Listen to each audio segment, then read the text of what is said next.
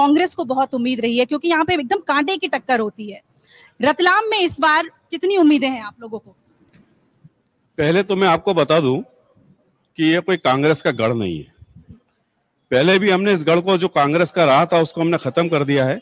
आदिवासी belt पहले भी हम जीत के आए हैं और निश्चित रूप से अभी भी हम जीत के आ रहे हैं। रही बात दूसरी, आपने भी राहुल गांधी का जिक्र किया, तो अभी रतलाम में कुछ दिन पहले राहुल जी का दौरा हुआ था। कांग्रेस के कार्यकर्ताओं ने उनके स्वागत की तैयारी करी थी, लेकिन 2:32 से राहुल गांधी कौन सी गाड़ी में बैठ के गए, कांग्रेस के नेताओं को भी नहीं पता चला। आप ये कहना चाह रहे हैं कि ये आरक्षण वाला दांव चल नहीं रहा? आरक्षण वाला कोई दाव चलना नहीं है। जो बात भारतीय जनता पार्टी करती है वो करती है। कथनी और करनी में भारतीय जनता पार्टी का कोई फर्क नहीं है। आप राहुल जी के स्टेटमेंट देखिए, कब बदलते हैं और कब लागू हो जाते हैं। लेकिन उन्होंने हर सभा में ये बात कही है। सभा में बात करना अलग बात है, लेकिन संसद में उन्होंने क्या किया?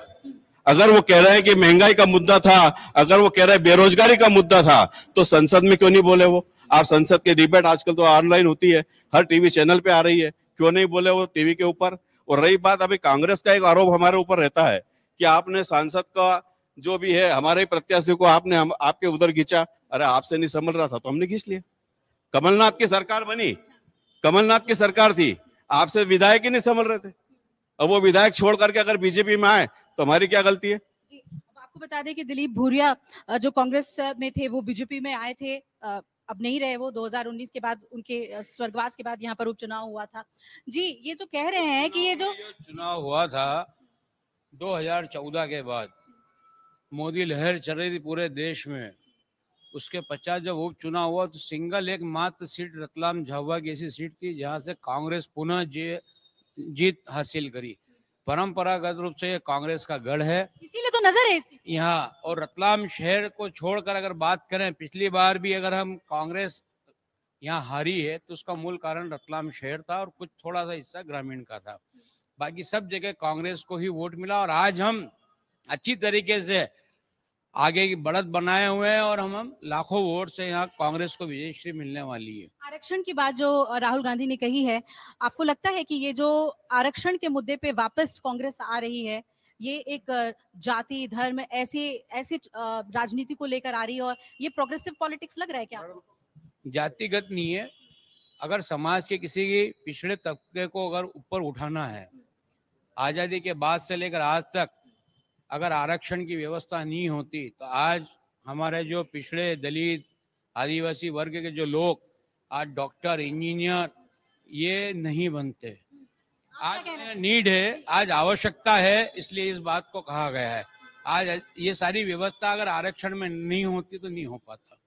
मंडल आयोग से आप लोगी, तो उस वक्त जब बीपी सिंह ने आरक्षण लागू किया था तब भारतीय जनता पार्टी ने उनका साथ दिया था, क्योंकि सरकार में बीपी सिंह की सरकार को तो सपोर्ट भी आडवाणी जी कर रहे थे अपने 80 सांसद लेकर।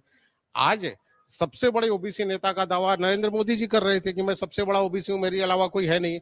तब जब हम जाति गणना की बात कर रहे हैं, उनका शोषण जो हो रहा है हर जगह, दलितों का शोषण पोषण का और पिछड़े वर्ग का, अगर हम उनकी डिमांड करें जिसकी जितनी हिस्सेदारी है उसको भागीदारी मिलनी चाहिए।